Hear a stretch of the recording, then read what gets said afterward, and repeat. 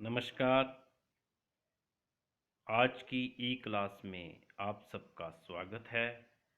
अभी तक हमने सांख्यिकी के परिभाषा के बारे में एकवचन और बहुवचन के रूप में और सांख्यिकी की सीमाओं का और सांख्यिकी के महत्व का वर्णन कर लिया है।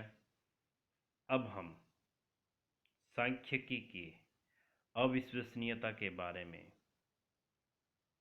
जानेंगे और सांख्यिकी की अविश्वसनीयता के क्या कारण हैं और उनको कैसे दूर किया जा सकता है, उनके बारे में अध्ययन करेंगे।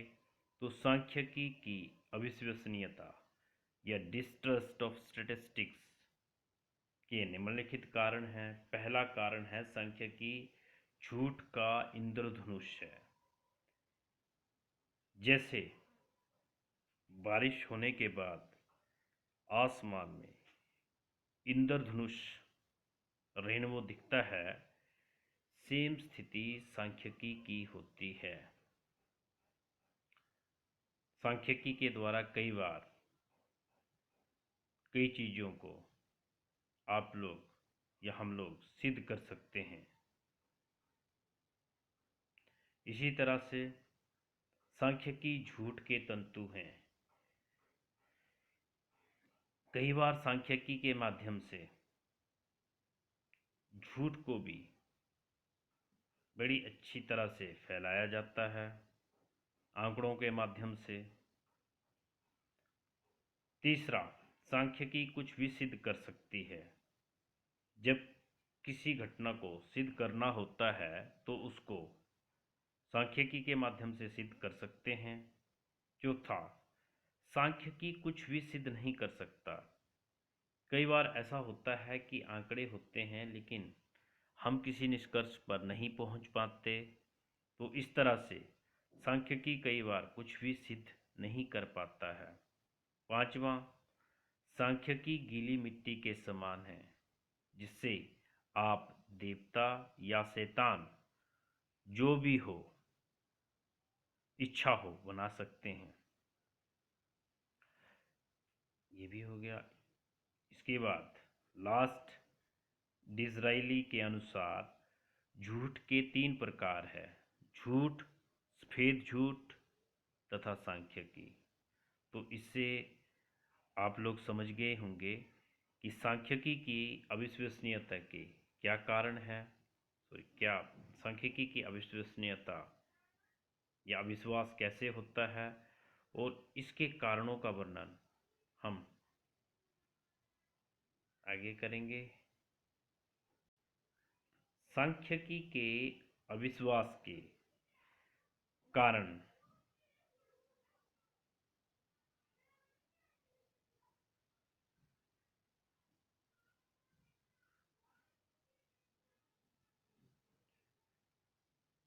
तो सांख्यिकी के अविश्वास के निम्नलिखित कारण हैं।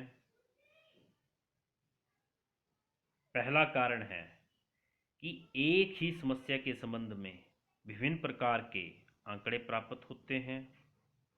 दूसरा, पूर्व निर्धारित निष्कर्षों को सिद्ध करने के लिए आंकड़ों को बदला जा सकता है।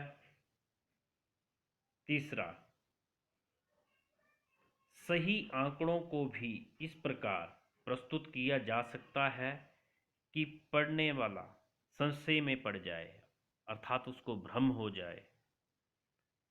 चौथा, जब आंकड़ों का संकलन पक्षपातपूर्ण, संकलन का मतलब होता है इकट्ठा करना, पक्षपातपूर्ण ढंग से किया जाए तो परिणाम सामान्यतः गलत निकलते हैं। इसके फलस्वरूप लोगों का इनमें विश्वास नहीं रह जाता। तो ये सांख्यिकी के अविश्वसनीयता के कारण हैं।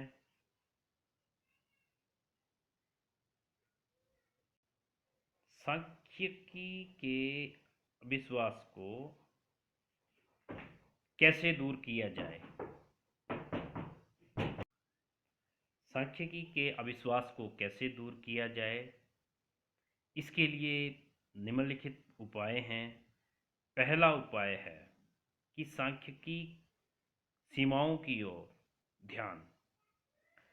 जैसे सांख्यिकी की जो लिमिटेशन है या सीमाएं हैं, उनको ध्यान में रखा जाना चाहिए। जैसे कि हमने पहले बताया था कि सांख्यिकी के जो आंकड़े हैं वो एक रूप तथा सजातीयता होने चाहिए,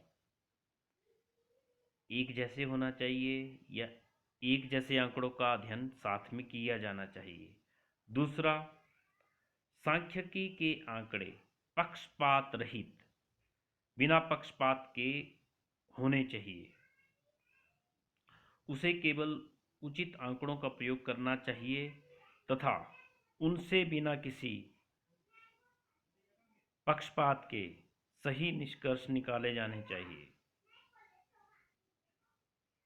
लास्ट, विशेषज्ञों द्वारा प्रयोग। सांख्यिकी का प्रयोग केवल विशेषज्ञों द्वारा किया जाना चाहिए, जिससे गलतियों की संभावना कम हो। तो इससे सिद्ध हो गया कि सांख्यिकी के अविश्वास को हम ऐसे दूर कर सकते हैं। ये बहुत ही एक साइंटिफिक विषय है। कमियां तो हर विषय में रहती हैं, लेकिन इसको या इसके अविश्वास को हम ऐसे दूर कर सकते हैं। तो यहाँ से ये प्रश्न 3 बनते हैं। पहला, सांख्यिकी के अविश्वसनीयता, सांख्यिकी के अविश्वसनीयता के कारण, और सांख्यिकी के अविश्वास को कैसे दूर किया जा सके। इन प्रश्नों को आप लोगों ने ढंग से पढ़ लेना है। धन्यवाद।